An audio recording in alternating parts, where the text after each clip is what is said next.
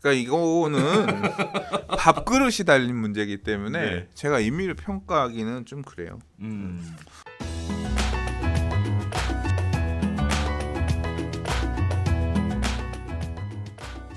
자, 두 번째 이야기 시작해 보겠습니다. 10억 아파트 복비가 2천만 원이다. 고가의 부동산 중개 수수료에 대한 소비자 불만이 다시 높아지고 있는 상황입니다.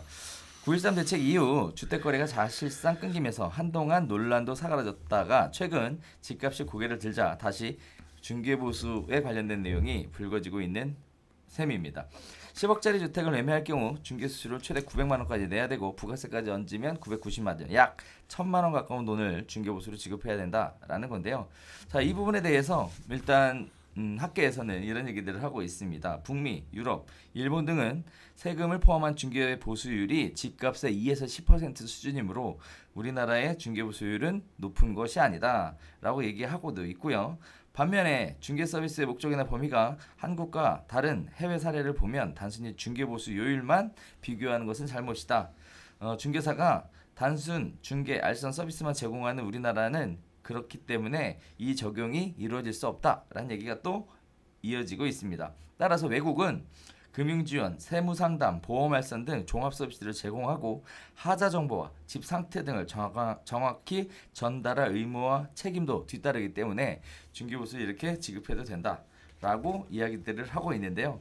자, 일단 뭐 부동산 가격이 올라가면서 일단 가격에 맞춰서 중개보수 요율표도 바뀌죠. 요율이 거기에 따라서 가격이 올라가면 부동산 중개보수도 많이 올라가는 것처럼 이렇게 보이는데요. 자, 일단 여러 가지 이야기들이 있습니다만 뭐 항상 그렇지만 뭐 남의 떡이 커 보이는 거 아니겠습니까? 네.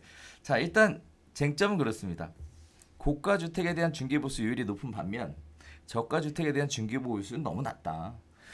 많이 가진 분들에게 더 많이 받겠다라는 것은 어떻게 보면 형평성이 있는 것이다라는 얘기가 있습니다. 그럼 도리어 외국보다 수수료도 굉장히 작은 편이다라고 얘기하고 있고요. 또 한편으로는 서비스 질이 높여야 된다. 집값이 비싸다고 공인중개사들이 할 일이 더 많아지는 것도 아닌데 수수료가 갈수록 더 올라가는 것은 바람직한 모습은 아니다. 이해할 수 없다. 이렇게 얘기들을 하고 있습니다. 두 얘기가 처음 나온 얘기도 아니고 늘 언제나 이런 중개보수에 관련돼서 많다 적다에 관련된 얘기들이 늘상 있어 왔는데요. 물론 뭐 주는 경우에는 비싸다고 생각하실 거고 받는 경우에는 작다라고 느끼는 것이 누구나 그런 생각을 하는 것 같습니다. 요새는 그래서 이런 얘기들 많이 하세요. 내로남불이라고. 네, 내가 하면 로맨스, 남이 하면 불륜. 이게 아주 그냥 유행어처럼 급속도로 확산되어 가고 있는데 소장님 보시기에 중개보수는 어떠세요? 많은 것 같으세요? 중개보수요? 잘해야 돼. 그러니까 이거는 밥그릇이 달린 문제이기 때문에 네. 제가 임의를 평가하기는 좀 그래요. 그리고 이게 범위 안에서 협의잖아요. 그렇죠. 그러니까 협의를 어떻게 하느냐에 따라서 조정되는 거라. 뭐 이게 이제 중개사분들 얘기 들어보면 얘기 많잖아. 맞죠. 나는 태어나서 0.2% 이상 중개 수수료를 줘본 적이 없어. 아예 그냥 이렇게 작정하고 나오는. 그리고 또 이게 시장 분위기에 따라서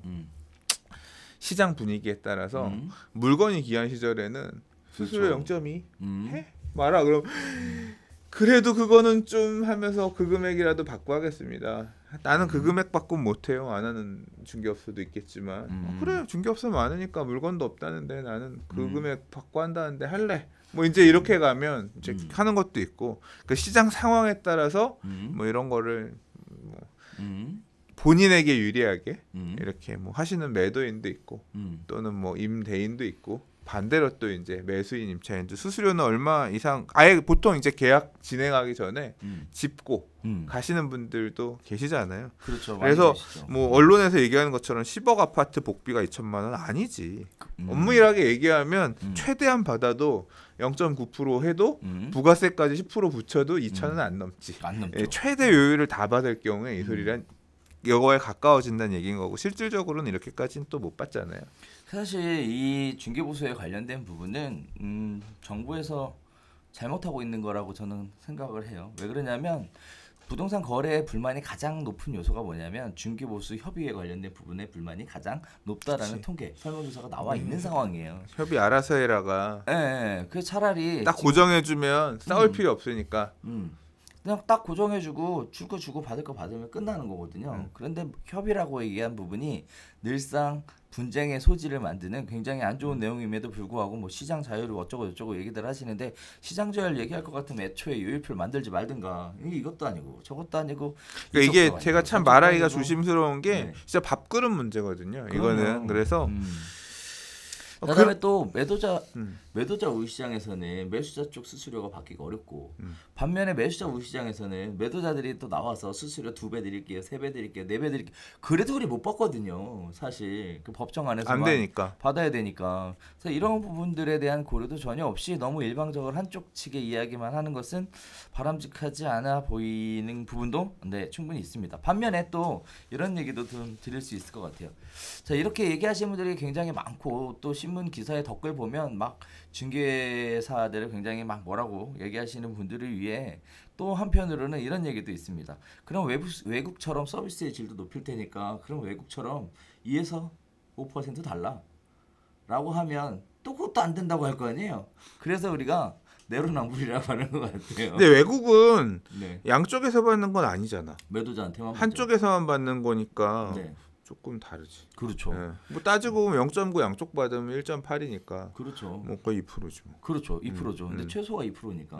근데 이게 불만이 나는 소유자 임대인 매도인한테 나오기보다는 왜냐하면 매도인 임대인은 돈을 받는 사람이잖아. 그렇죠. 그러니까 남으면 줄 수도 있을 것 같아. 임대를 받은 임대료 수익이 앞으로 기대 수익이 있는 거니까 조금 중개 수수료가 더 후회도 되는데 불만 목소리가 나는 좀 매수자에서 많이 나오는 것 같아요. 집값도 비싼데 수수료도 더럽게 비싸네 뭐 이런. 그거 수수료 못 줘요 그럼 아이고 물건 찾는 사람 많은데 그럼 다른 사람 찾아서 다른 매수자한테 물건 선생님 못 드려요 뭐 이래버리면 그지 같지. 이제 그런 지금 시절에서는 오히려 그쪽에서 또 나오는 게 아닌가 그런 생각도 들어요. 있네. 그러면 만약에 그렇다고 보면 외국처럼 뭐 한쪽으로 그러니까 자금을 수수하게 되는 매도인 또는 임대인 쪽. 사실 외국의 부동산 시장 같은 경우 저도 요새 이제 학교에서 대학원에서 공부하는데 외국에 이제 상업용 부동산 관련된 프로그램 이런 것들을 배우거든요. 사용법을 배워요. 예, 아거스 엔터프라이즈라는 프로그램 사용법을 배우는데 거기 보면 이제 그 나라의 걔네들은 되게 웃겨. 왜요? 재계약할 때도 수수료가 그냥 나와. 그러니까 그게 이미 계약에 다 들어 있어. 그러니까 최초 계약할 때는 몇 프로, 그 다음에 이 건물을 같은 임차인이 테넌트가 다시 재계약할 경우에도 재계약 피는 얼마가 돼 있어서 재계약 약간 싸지긴 하지만 그것도 뭐 2, 3% 돼요. 그러니까 그런 식으로 해서 요율에 따라서 가격금 돼 있거든. 그러니까 한 번 계약 꽂으면 얘가 계속 임대하면 이게 되는 거지. 사실 지금 외국인 렌트, 그러니까 미군 렌트도 그런 식이거든요. 용산 같은 경우에 보면 임대인 쪽에서만 렌트 수수료가 나오지만 그 임차인이 계속 거주하더라도 수수료는 또 나와요. 그러니까 거주하는 기간마다 나오는 거지. 그러니까 임대인은 이 중개 에이전트가 개입을 해서 임차인이 들어온 부분에 대해서 수익을 지속적으로 받는 거 아니에요. 그거에 대해서는 받을 부분이 있다. 대신 이제 그 내용에 따라서 해줘야 될 의무 이런 것들도 관리 이런 것들 계속 해주거든요. 되게 힘들어. 그러니까 렌트하는 중개업소가 이게 말이 안 통하니까 외국인들이 다 중개업소에다 뭘 얘기를 해. 그러면 그거 수수료 조금 받고 2년 동안 메워가지고 세입자 외국인 관리하고 뭐 고장났다고 하면 가서 봐주고 이제 이런 부분도 맞물려 있어요. 어떤 게 더 유리하냐 적으냐? 사실 어떻게 보면 뭐 우리나라에서 이루어진 일부의 렌트 사례만 놓고 얘기를 하는 거니까 이제 뭐 어떤 게 더 합리적인 금액이다라는 부분까지를 딱 정해서 얘기할 수 없지만 만약에 그러니까 구조가 바뀌어야 된다라고 하면 뭐 이렇게 지금 외국처럼 임대인 또는 매도인 돈을 지속적으로 받거나 한 번에 받고 나가는 수익을 받는 사람이 좀 더 많은 수수료를 부담하게끔 하면 이런 불만은 또 사라질 수도 있을 것 같다. 그런 생각 들어요. 근데 안 될 거야. 왜냐하면 이 관행이라는 걸 이제까지 왔던 이걸 한 번에 바꾸고라는 게 쉽지가 않기 때문에 이 목소리가 나온다는 얘기는 항상 이런 얘기가 나오면 어떤 식으로 바뀌었냐면요. 중개업자들한테 안 좋은 쪽으로 바뀌었어. 오피스텔 중개 수수료가 너무 비싸요. 요율 주거용으로 사용하면 0.34 꽝꽝 금액에 따라 지금 낮춰졌고. 그렇죠. 예, 이제 이 얘기가 나오면서 또 이제 낮춰지겠지. 그러니까 일단은 뭐 그런 식의 얘기들이 있는데요. 그래서 한편으로 그렇습니다. 서비스의 질을 요구하시는 많은 분들을 위해 우리가 생각해봐야 될 부분은 외국처럼 서비스의 질도 높이고 중개 보수도 올리는 거에 찬성하시는 분들은 댓글 달아주시면 좋을 것 같아요. 이거 근데 이 질을 높인다는 것도 현실적으로 어려운 문제야. 난 사실 외국의 부동산 서비스의 질이 어떤지 높은지 잘 모르겠어서 경험을 해본 적이 아니니까. 그럼 우리나라의 중개 서비스의 질이 낮은가? 영세하지. 영세하지 사실. 이게 뭐 결국은 개인 사업자 중개업소 소장님 혼자 완전 멀티플레이어야지 가능하잖아요. 업무 자체가 이게 노는 것 같지만 일을 잘하는 중개업소는 진짜 하드워크거든요. 막 그럼요. 매물 관리, 매물 체크 다 이거 머릿속에 있어야지. 매수 이거 해야지. 할 일이 상담해야지, 뭐 임정 활동 해야지, 협상해야지. 근데 이게 이제 계약서 써야지, 신고해야지. 입이 늘어나면 그걸 받쳐줄 수 있을 만한 이 중개 밑에 공인 뭐 소속 공인중개사나 아니면 중개 보조원들이 갖춰주려면 입이 늘어나면 그 늘어나는 숫자에 준하는 안정적인 매출이 나와줘야 되는데 이 매출이라고 하는 게 이게 지속적으로 나오는 그런 게 아니잖아. 시장 좋으면 반짝. 이 들쭉날쭉 이런 거에서 어떤 그런 규모를 갖출 수 있는. 그러니까 중개업소들이 그러니까 어떻게 보면 진입 장벽도 낮고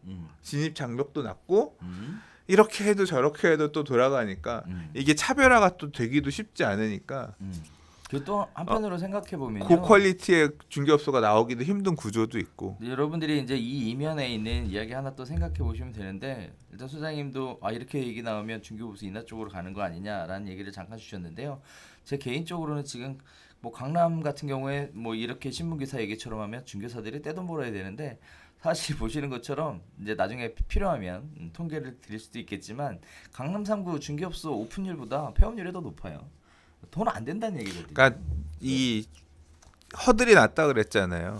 그러니까 중개업소라고 하는 게 오픈하기가 쉽잖아. 그러니까 진입 장벽이 낮아서 너무 많아. 그러니까 많기 때문에 뭐 떼돈을 버는 것 같지만 떼돈 버는 몇 개는 있지. 항상 어느 시장이나 상위는 하니까. 근데 이제 하위들은 하위에 있는 어떤 그 분들은 참 이 월세 내기도 빡빡한 그런 것들도 많이 있죠. 맞습니다. 네, 그래서 너무 일방적인 한쪽 편에서만 보지 마시고 전체적인 시장의 흐름 자체에 포커스를 좀 맞춰서 상대편의 입장도 이해해 보신다면 우리나라가 훨씬 더 살기 좋은 나라가 되지 않을까. 좀 봐달래요? 네. 봐달랍니다. 네. 네.